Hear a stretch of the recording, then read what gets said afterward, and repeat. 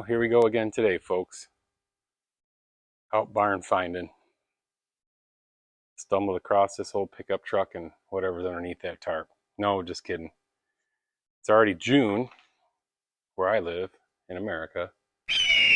And with the climbing gas prices and moving and everything else that's going on, I haven't had a time to get any of my old cars out. But allocated a little time, see how much gas is in this thing, and see if we can't take it for a little spin and introduce it to my YouTube channel. This is my absolute most favorite old car that I have. Not really a car. You know, I know my mom watches the channel, probably like the only one. So obviously she knows what car I'm talking about, but and I, you know, the description will give it away too, I guess, right? So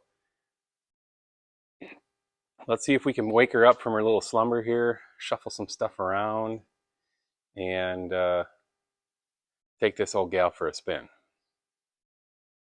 Well, first step of car Jenga is moving the pulling truck. I affectionately call it Mighty Whitey. It's, you know, she's a 1992 model, so it's old enough to have antique plates where I live, but new enough to have fuel injection, so it might actually start. It's got a big block, you know, gets about, I don't know, 3 gallons to the mile. The air conditioning works still. Let's see if she'll light off. Also old enough to have its separate door key and ignition key. Oh, I thought that was a snake. It was just the weather strip. Come on, baby. Don't fail me now. Oh. Well, that's a big fat no. Dang it. Oh, shit. Idea. Of course, I put the Farm and Barn silver battery in this truck. You know I should probably buy the better one, but if there's one thing you'll learn about JoJo on this channel is he knows what he should do, but he often does whatever is cheapest or easiest. So there's that. Cool, I disconnected this one, so we might stand a fighting chance. Glad I didn't have to like do any truck stuff. What we got? What is that? What is that, Joey? Okay, that's the plus. Let's try that again. Take 2, right? Come on, baby. Oh, nobody move. It might potentially be alive. Of course, it's got the Square Body Nation bad blend door actuator that JoJo's also too lazy to fix. Okay, we got juicage. Shut everything off. Cycle the fuel pump. Yeah, right. Give me some sugar. Bitch. Okay. Let's fire this rig up. 3, 2, 1. This is not the right set of keys. Okay, here we go. And action.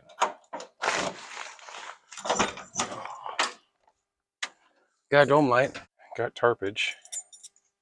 Let's see what we got. Oh. All right, now we gotta get the Edelbrock woke up. Come on, baby, get woke. Uh-oh.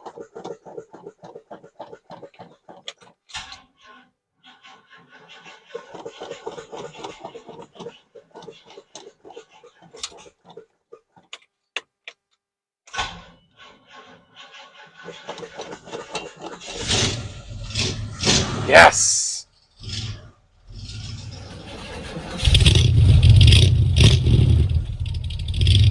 How about that? How about that? All right. Let that sucker charge up. Come on with me. Taking a little tour.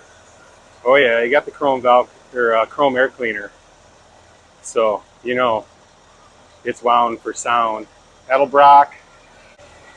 What is that? 600? 1406. 600. Plenty for the GM Goodwrench you know, Summit Jag Special truck engine. Might be a 4 bolt. I don't know. 100 and what? What are they? 160 horse, 180 horse. You know, just barely enough horsepower to spin the tires on wet grass. Originally air conditioned truck, dark olive. I don't know who added that line lock. I'm not super duper sure about that. Twine. Yeah, that was me. And granny knots. That was also me. There's no denying it at this point. Holy cow, looks like the birds had Thanksgiving dinner above this thing. Son of a gun. Sounds good. And I can't see a thing. Where is my production staff? Oh, it doesn't burn a drop. Yeah, right. Well, we'll definitely got to change that here. Man, I tell you what, I like GM vehicles from the 50s all the way up until, you know, even the 90s. But one thing I do not like, and I repeat do not like, is side post battery terminals. It is a pain in the bottom. Can't jump them, hard to, they strip out. Oh, it's just a bad deal. That's what she wants. She wants good juicage. So apparently after I restarted it, I forgot to blip the throttle, and that didn't excite the alternator. So this whole time it's been running and not charging anything. Nice. 6.5 hours later. Yes! Yes! Yes! Yes! Well, they're both running now. It's usually how it goes when I come out here. It's a freaking disaster. But disaster averted. Well, of course, here's the other deal, right? This thing's got a turning radius of like a school bus. Let's get it uncovered. Yeah, do not follow me for more storage tips. I don't have any. Let's see what we got here. Got some brakes. Got backwards. Got forwards. Got some type of steering. Got brake lights. I can see them. Am I getting close over there to the patio blocks? He wouldn't tell me if I was. I think it'd be funny to get them. Oh, rear brakes are dragging. I'm sure it needs. Oop. I'm sure it needs wheel cylinders again. Got the old GM power steering belt squeal going on. I mean, it wouldn't be a GM without it, right? Oh, yeah, about 80 or 90 more of these we should have her made in the shade. Oh yeah, plenty of room to bottom the rocker out on this cement. Oh, ooh, easy. Oh, and easy. Well, here it is. It's out of the barn, at least. It runs. Figure I'd do a little quick walk around, then we'll run it into town and get it cleaned up a little bit better. It's dusty. Eventually, yes, I would like to have it in a climate controlled environment. You know, I bought it in 20, I don't know, 2011,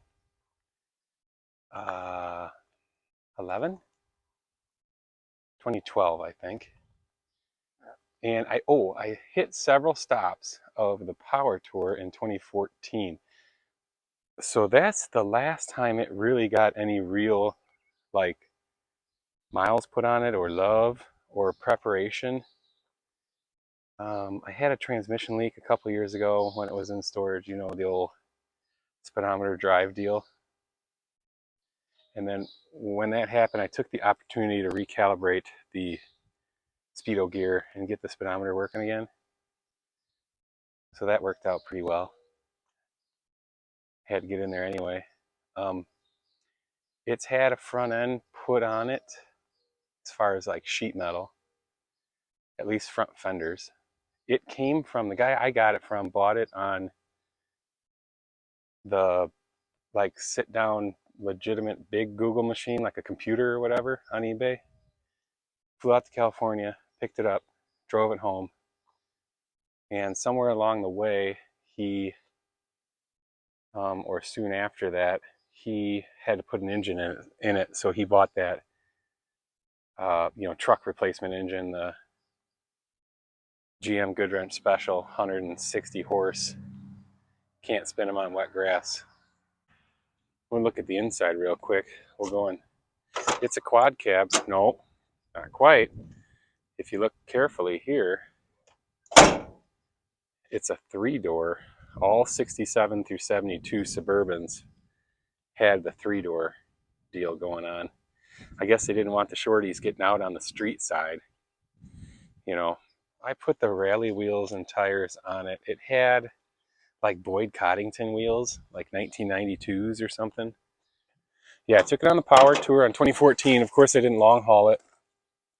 Got the Maraca tailgate, upper tailgate like they all do. So, even in California, the windows leak and then they rust. I got this was going to the old man. I don't drink Miller Lite. We had a party. Nobody drinks Miller Lite. I don't even know why I bought it. So that's going to him. Let's see what else I got. Oh, 2 doors on this side, right? Like a regular, normal vehicle. All right. Tires are low. Is everything good here? I think so. All right, let's go.